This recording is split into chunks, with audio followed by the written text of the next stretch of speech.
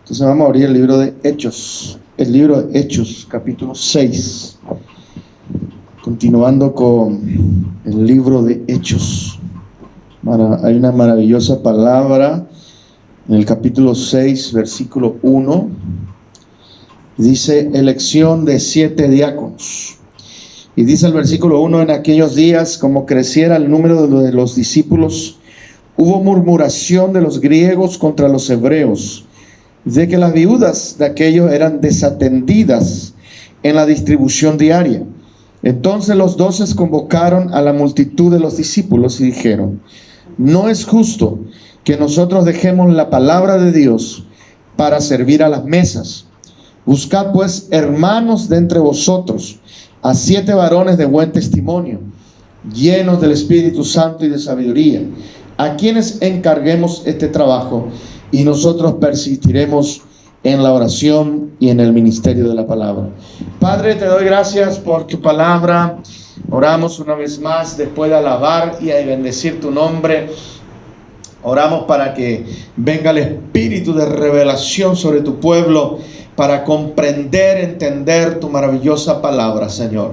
Gracias, Señor, por la continuidad que le estamos dando a este libro de Hechos, y viendo cómo, Señor, los creyentes de la iglesia primitiva, de la primera iglesia, vivían y nos han dejado un testimonio y un mensaje a seguir, Señor. Gracias por todo. Gracias por esta semana que se avecina, porque se avecina no como una tormenta, sino que se avecina, Señor, como un día glorioso. Esta semana que viene se avecina, Señor, como buenas noticias, se avecina con esperanza. Vienen vientos de liberación, vienen vientos de poder, vienen vientos de victoria. Se huele la victoria, aleluya. Gracias, Dios, por esta semana, y comenzamos la semana escuchando tu palabra y enseñando también, Señor, tu palabra. Bendecimos a los presentes, oramos por sanidad, oramos por un toque de tu espíritu, oramos por una llenura de tu espíritu, y oramos para que este mensaje pueda llegar mucho más profundo de lo que imaginamos o lo que creemos. En el nombre de Jesús. Amén. Amén.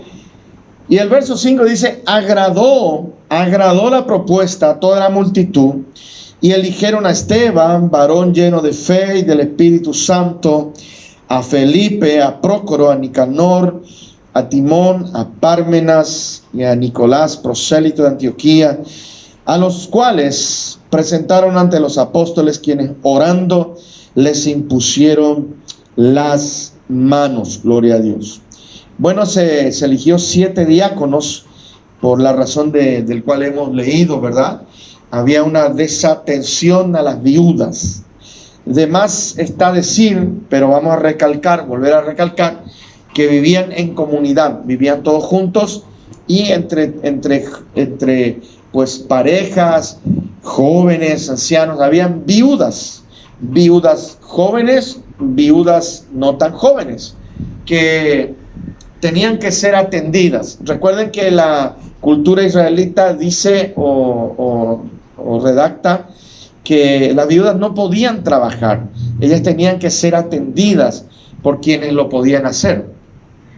Por eso cuando Jesús pasaba por cierto lugar y pues vio ahí gente que llevaba un féretro y una viuda llorando, él tocó el féretro y todos le miraron, porque tocar el féretro también para la cultura judía, israelita, era una forma de mala educación. Pero él tocó el féretro, él mandó parar y le dijo al joven que estaba allí, a ti te digo, joven, levántate. Y el joven se levantó. Pero cuando vemos del por qué él resucitó al joven, es porque le vio a esa viuda sufrir por la pérdida de su hijo mayor, su primogénito. Ya sufrió por la pérdida de su esposo, ahora está sufriendo por su hijo. Y lo que Jesús vio es mucho más allá, el futuro sufrimiento que iba a tener esta viuda, por cuanto ella no podía trabajar. Ya su esposo se murió, el que era el sustento de la casa, ya su primogénito también se murió por razones que no sabemos, pero entonces a ella le esperaba posiblemente el hambre. Posiblemente eso le esperaba. Y Jesús entonces le resucitó al hijo. Entonces vemos que las viudas tenían que ser atendidas. Y en esta nueva comunidad que estaba floreciendo en Israel, la comunidad de los creyentes, la comunidad de los hijos de Dios. Comunidad digo porque vivían todos juntos, porque eran perseguidos. Una olla popular y todos para uno y uno para todos. Tenían que sí o sí ayudarse. Había un espíritu de servicio, había un espíritu de unidad y todos se ayudaban. Pero las viudas tenían que ser atendidas, o sea, había que servirle la comida, entre otras cosas. Fíjese que los apóstoles dijeron algo muy interesante, ¿verdad? Que no era justo que ellos lo hicieran, no porque no pudieran o no quisieran, sino que porque en ese momento y en todo momento los apóstoles tenían marcado su trayectoria y su objetivo. Ellos tenían que prepararse en la palabra, en el ayuno, porque en ese momento Dios estaba usando esos instrumentos para la multiplicación de la iglesia, para la salvación de muchos. Entonces, como no podían hacer un compartir de eso, ellos dijeron, vamos a escoger de entre el pueblo.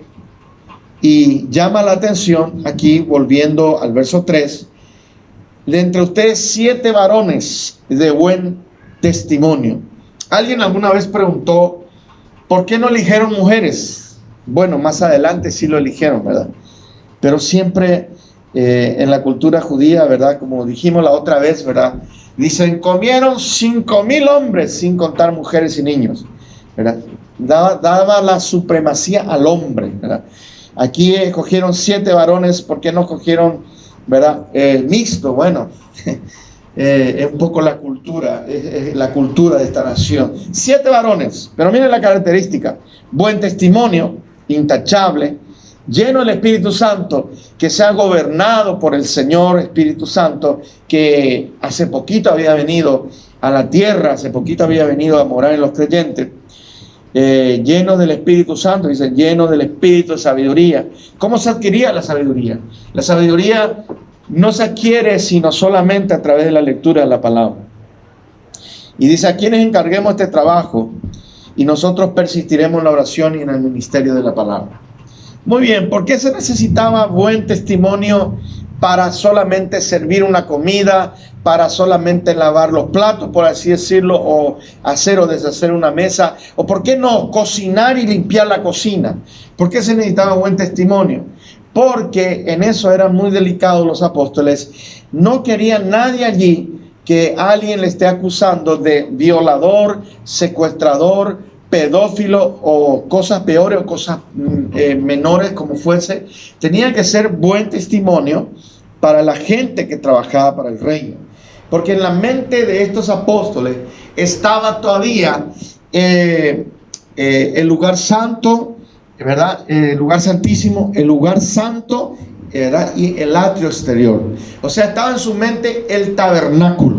Y para ir al lugar santísimo, los sacerdotes tenían que hacer una purificación interna, confesar bien sus pecados, porque a ellos se le ataban pues unas cadenitas, unas campanitas, perdón, cuando entraban al lugar santísimo, que solamente en ese momento, solamente los sacerdotes podían entrar. Hoy por Cristo Jesús se nos ha hecho reyes y sacerdotes, nosotros podemos entrar al lugar santísimo, la presencia de Dios, pero en ese momento no.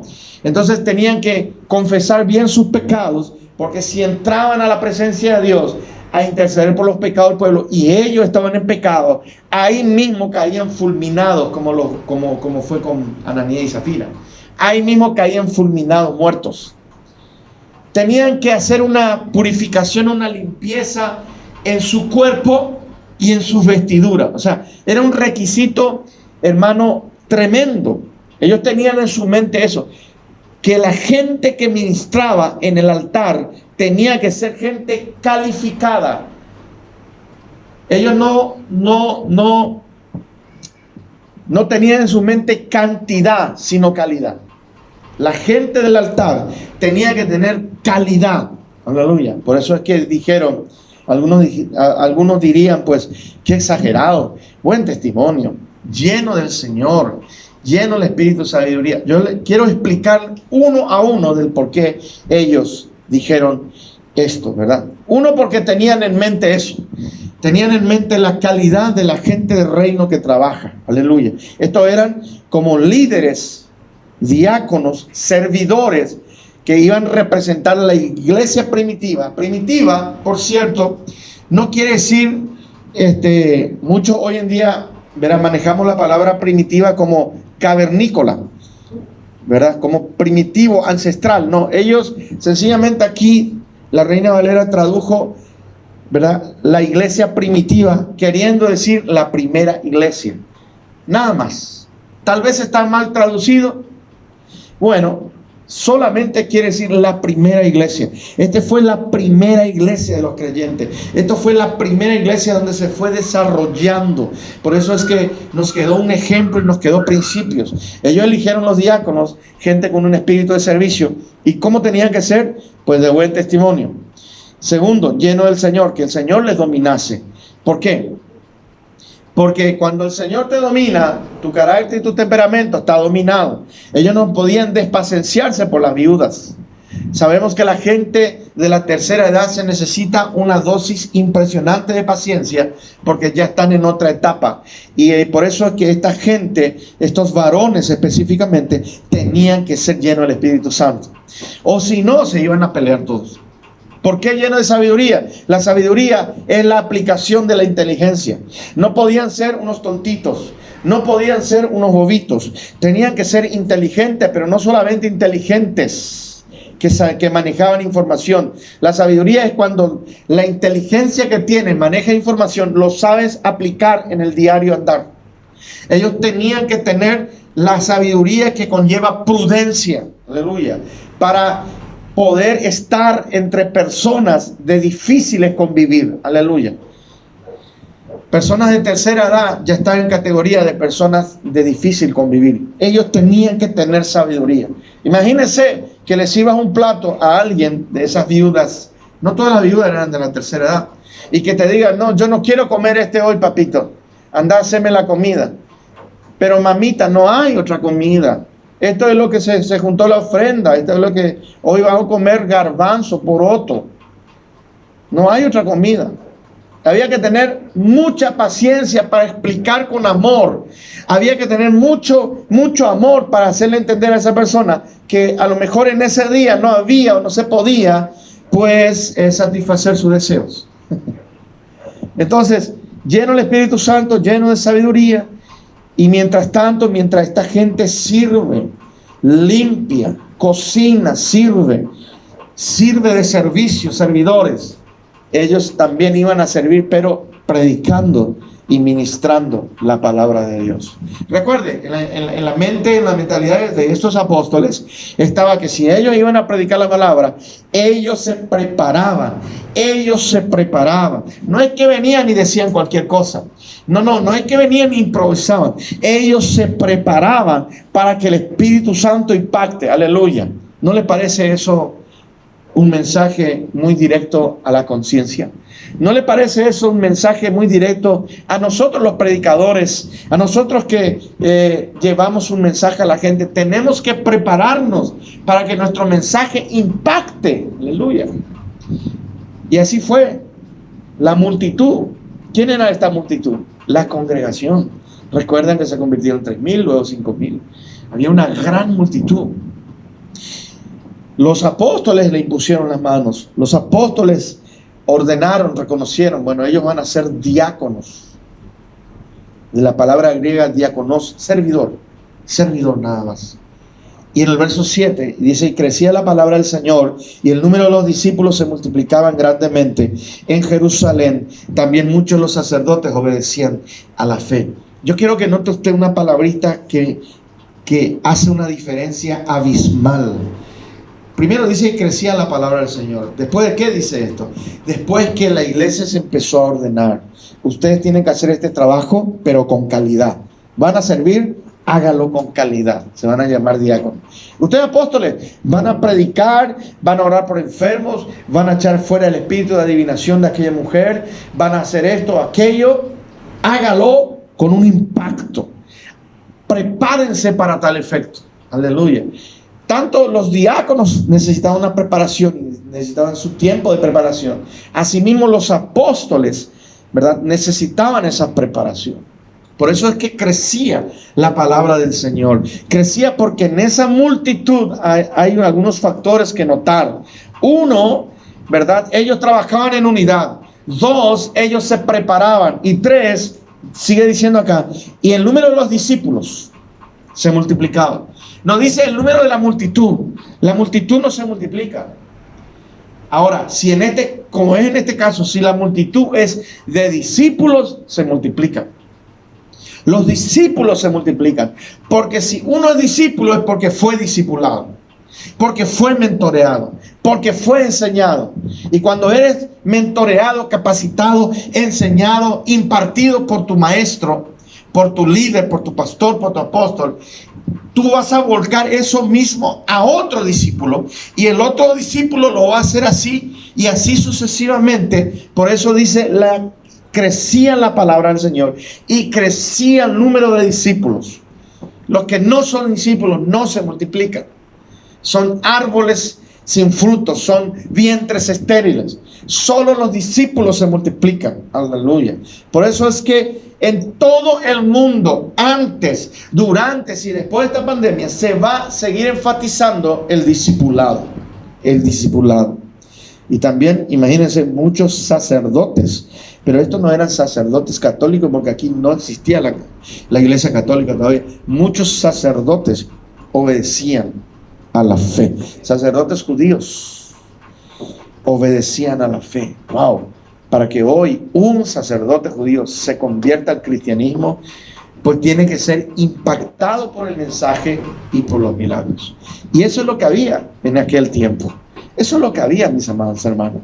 Hoy tenemos que impactar con el discipulado. Para que haya crecimiento tiene que haber discípulos que crezcan.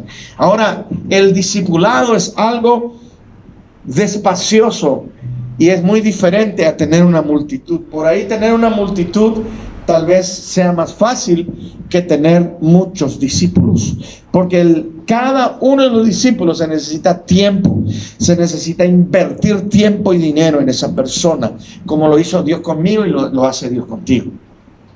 Pero para ver que los discípulos se multipliquen, para ver, hermanos, que hasta los sacerdotes, la gente religiosa, la ente religiosa, ¿verdad?, de aquel tiempo, se conviertan a la fe, pues vale la pena ser discípulos. Pues luego saltamos a otra historia, y con esto terminamos.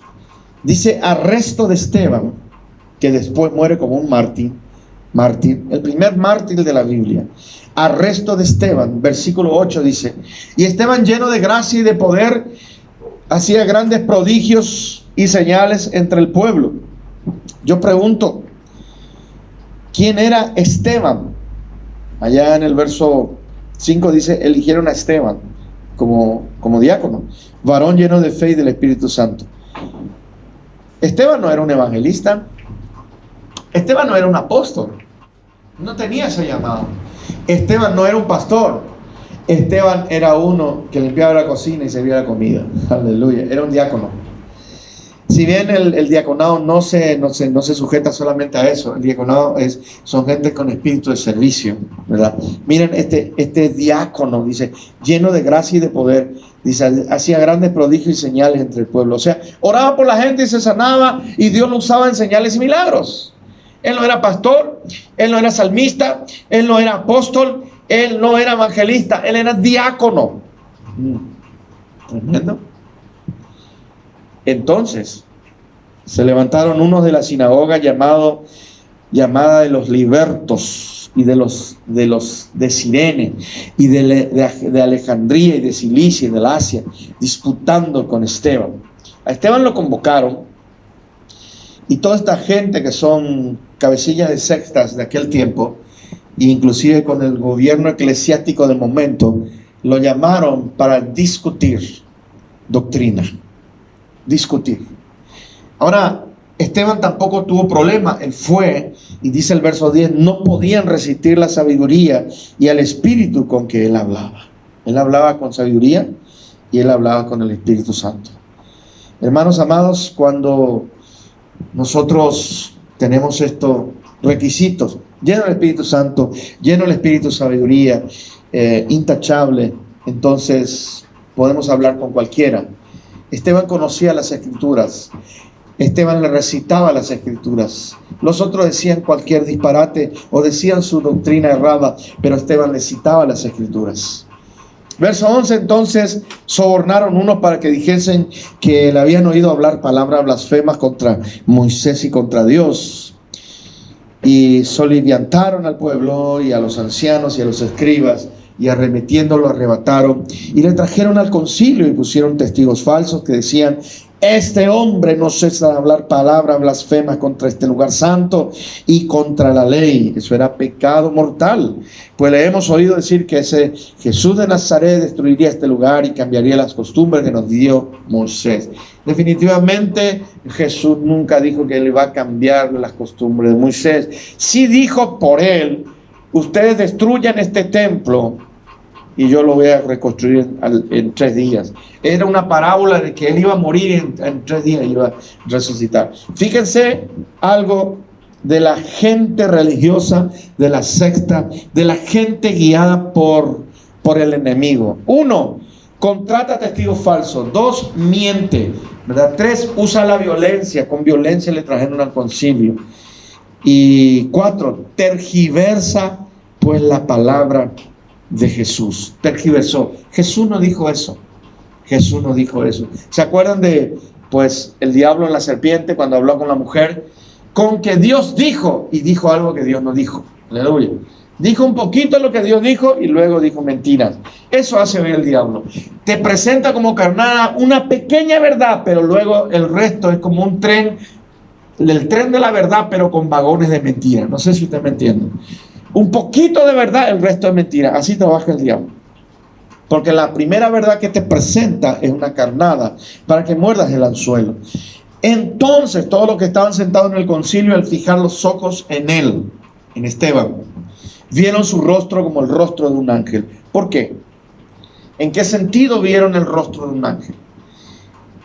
Los exégetas o los teólogos dicen algunas teorías de por qué el rostro de un ángel. Primero, el rostro de un ángel no porque tuviese alas. Esteban no era un ángel. Esteban no tenía alas. El rostro de un ángel posiblemente porque su rostro brillaba, porque él era lleno del Señor. Cuando Moisés se bajó de la montaña, Monte Moriah, con las tablas de la ley, 40 días estando en la presencia de Dios en oración y ayuno, su rostro brillaba como el sol al mediodía. Podríamos decir que el rostro de Moisés era como un ángel. Era bonito, brillaba. ¿Por qué tenía el rostro como un ángel? Porque posiblemente el rostro de este diácono Esteban mostraba mucha bondad. Porque el que está bien con el Señor ilumina desde adentro. El que está mal, pues te opaca con su oscuridad adentro. ¿Cuánto me entienden? Porque la abundancia del corazón habla la boca, ¿verdad? Lo que hay dentro es lo que vas a reflejar. No importa que cambies el aspecto exterior, lo que hay dentro se va a reflejar por tus ojos, en tu rostro y en lo que dices. De la abundancia del corazón habla la boca. Entonces, todos fijaron en él, querían verle a Esteban nervioso, querían verle a Esteban así, comiéndose las uñas. Querían verle a Esteban con un bolígrafo como algunos hacen así. Otros tocándose el botón, se prende, se desprende, se prende, se desprende. Si Esteban tuviese un micrófono, iba a estar así, ¿verdad? No le vieron a Esteban nervioso. No le vieron a Esteban mordiéndose el labio. Le vieron a Esteban en paz, tranquilo, él parado ante tanta gente, sábelo todo. Y sabía Esteban que ellos le iban a acusar y hasta le podían matar. Y de hecho que lo mataron. Le apedrearon. Eso lo vamos a ver más adelante. Ellos le apedrearon. Podemos verlo ahora. Ellos le apedrearon. Ahora, le vieron a Esteban tan sumiso, tan lleno del Señor, que ellos le empezaron a cuestionar. Cuando habló Esteban, les dijo la palabra y le dijo lo mismo que Pedro. Ustedes que crucificaron a Jesús, le dijo la verdad en su frente a ellos. Con amor, sí, pero le dijo la verdad. Se enfurecieron tanto, eso está en el capítulo 7 ya de hecho, que ellos tomaron piedra y lo apedrearon. ¿Por qué? Inventaron cosas, como ya le he leído, ¿verdad? Inventaron cosas, falsos testigos, sobornos, y en base a esa mentira mataron un hombre santo de Dios. El primer mártir. Hoy tenemos muchos mártires. Todavía no se sabe acá en Latinoamérica de mártires que mueren por causa del Señor. Oímos de suicidio, pero eso no es mártir. Eso es un acto de cobardía. Pero oímos en el otro continente mártires que mueren por el Señor. Si no renuncias a tu fe, te vamos a cortar la cabeza. Córteme. ¡Pum! Se le corta la cabeza como nada. Si no renuncias a tu fe, toda tu familia será acribillada a balas. Muertos. Eso es hoy en día por causa de la fe en Jesús. ¿Quiénes mueren por Jesús? Los que aman a Jesús. Y concluyo. ¿Quiénes mueren por Jesús? Sus discípulos. Las multitudes no. Multitud de discípulos sí. Pero las multitudes que siguen a Jesús por los milagros, por los panes y peces, porque Jesús, le gustaba la barba de Jesús, le gustaba no sé si tenía ojos celestes el Señor, le gustaba el ojo celeste del Señor, le gustaba el caminar del Señor, no. El discípulo, el que abraza y le dice a Jesús, maestro. El discípulo es el que abraza la visión. El discípulo es el que se identifica y muere por la visión. Muere por Jesús, su Señor y Salvador. Coloquémonos en pie y oremos al Señor. Que esta noche sea una noche de reflexión. Que esta noche sea una noche de bendición.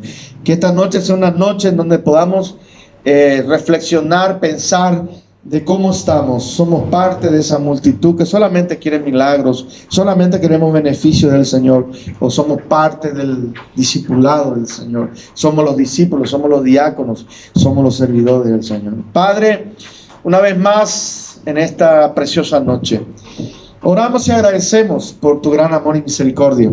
Gracias por la iglesia Kairos, que va viento en popa. Aleluya, a pesar de que el mar está embravecido y se ha levantado la lluvia y la tormenta en el mar, aleluya, y vienen vientos huracanados, vamos viento en popa, y aunque tú estás durmiendo en la barca, tú te despertarás y abogarás y reprenderás por nosotros, gloria a Dios, y se hará bonanza, aleluya. Gracias Padre, gloria a Jesús, porque no hay ni un Jonás en la barca. No hay ni un Jonás que esté huyendo de tu propósito, Señor. Gracias, Padre, porque, Señor, hemos declarado una semana maravillosa de victoria, una semana impresionante, y no solamente una semana, sino que, Padre, en esta hora, bajo la influencia poderosa y veraz de tu Espíritu Santo, venimos a profetizar que de aquí hasta el 31 de diciembre vienen días gloriosos, vienen días donde puertas se abren, vienen días donde, si no fuese por la situación actual, no ocurriría lo que va a ocurrir, porque tú lo has permitido con una razón y un propósito. Vienen días gloriosos, vienen días donde veremos tu gloria, Señor, aleluya, y sentiremos tu presencia, aleluya, como un cálido resplandor de tu gloria. Sentiremos tu presencia como un rocío del amanecer sobre nuestra piel. Sentiremos tu voz como la de la tórtola, de la paloma. Gloria a Dios. Toca, Espíritu Santo. Gracias por los presentes. Gracias por los que están en forma virtual presenciando esta reunión. Oramos declarando sanidad, declarando que tú eres el que sana todas nuestras dolencias, declarando que tú no eres el que te olvidaste, sino tú eres el que te acuerdas de tu pueblo. Gracias, Padre, por cada uno, Señor, de lo que hoy estamos aquí, porque recibimos tu bendición, la del Padre, la del Hijo y la de tu Santo Espíritu. Amén y amén.